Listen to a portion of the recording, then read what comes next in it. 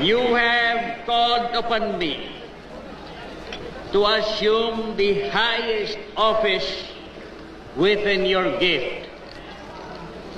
I accept the trust humbly and gratefully.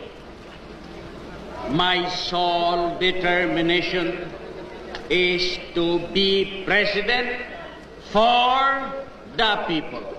I shall use all the force at my command to the end that the sovereign authority of this government shall be respected and maintained.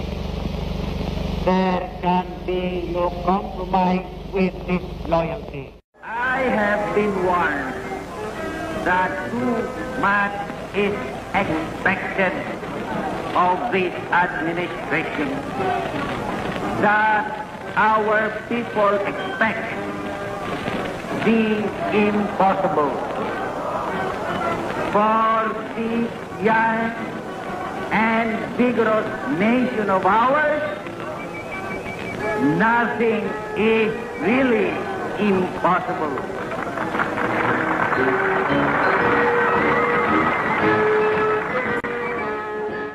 Our people, sustained by God, under whose protection we have placed our destiny and happiness, and is strengthened by an abiding faith in His goodness and mercy.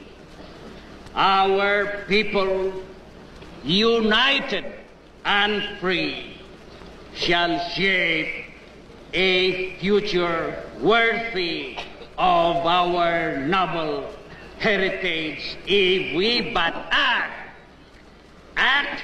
together, act wisely, act with courage, and act unselfishly in a spirit of patriotic dedication. I thank you.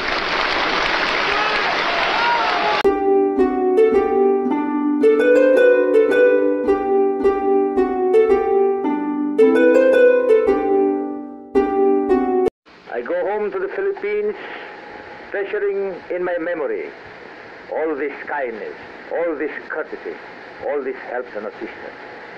I've enjoyed my stay in Washington, the capital city of the free world, and I look forward some other day to renew these valuable friendships that I have made during this short stay in this country.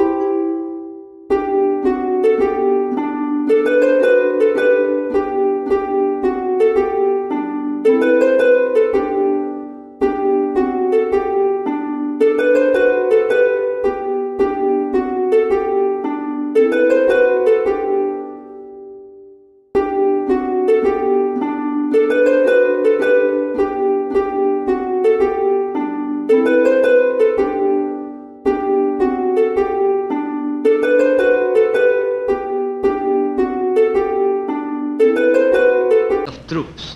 They cannot succeed without the support of the people.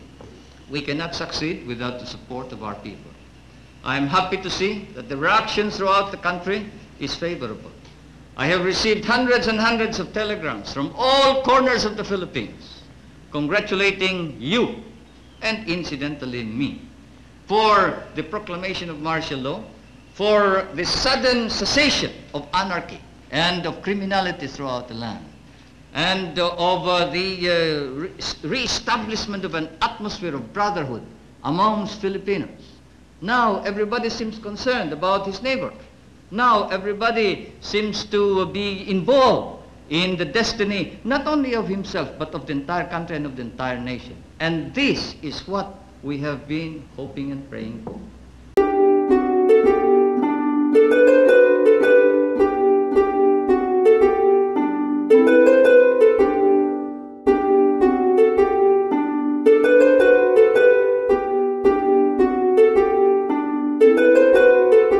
We shall not entertain any offer to negotiate from those who have so shamelessly betrayed the solemn oath of a soldier to defend the Constitution. We leave them with two choices: to surrender or die.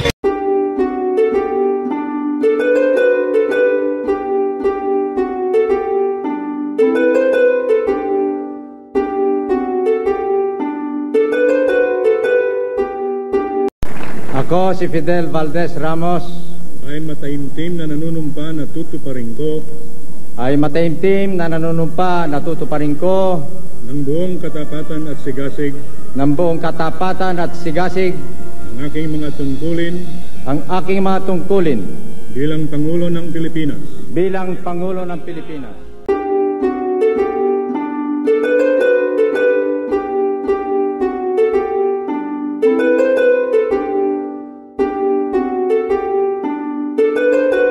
Noong 2001, inagaw sa atin ang kapangyarihan ng mga nagsabuatan sa EDSA 2. Kusa akong iniwan ng Malacanang dahil para sa akin, bawat buhay ay mahalaga. Ikinulong ako ng mahigit na 6 na taon. Hindi ko kayo iniwan. 9 na taon nagdusa sa gutom at kahirapan ang sambayan ng Pilipino. 9 na taon pinagsamantalahan ang taong bayan. Kaya sa Mayo 10, ituwid natin ang pagkakamali ng EDSA 2. Sama-sama natin isulong ang magandang kinabukasan para sa ating inambayan. Ibalik natin ang pwersa sa masang Pilipinas.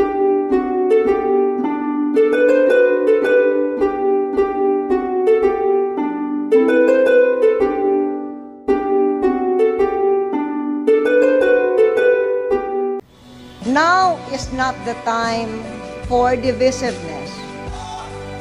And while there's no avoiding partisan politics, there can be a determined effort by all sides to limit the collateral damage on a country poised for take-off. Alam kong tayong lahat ay naghahangad na isang makabuluhang pagbabago para sa ating bayan. Tayong lahat ay nagsisikap para matamo ang kapayapaan at kaunlaran, kung kaya't ako'y nakikiusap na tulungan ninyo ako para sa kapakanan ng ating bayan.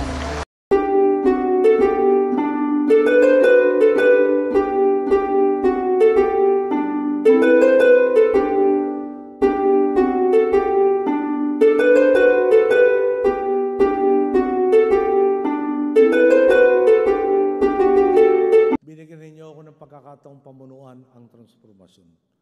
Kung hinindihan ko ang hamon na hinarap nyo sa akin, para ko na rin sinabi na tutulong akong pahabain ang inyong pagdurusa.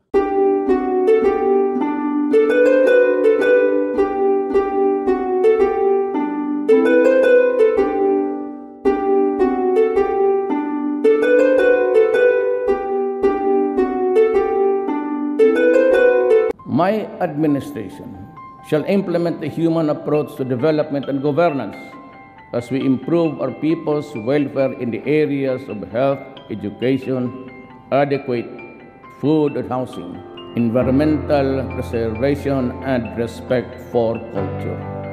Human rights must work to uplift human dignity.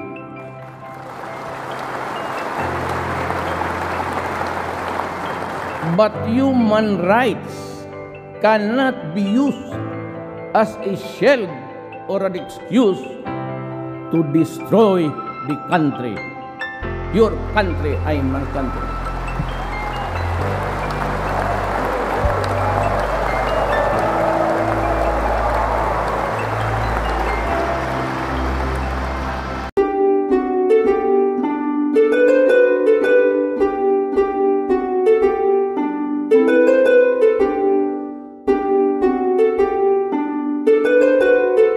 pagbutihin ang aming paglilingkod sa bayan. Isa po ang ating hangarin na maisulong ang bagong Pilipinas na maipagmamalaki nating ipamana sa ating mga anak at sa mga susunod na henerasyon. Sa tulong ninyo, mapagtatagumpayan natin ang anumang mga hamon sa buhay. Basta't nagkakaisa, walang pagsubok o kahirapan ang hindi nating kakayanin. Muli, maraming salamat at maligayang pagdating sa bagong Pilipinas.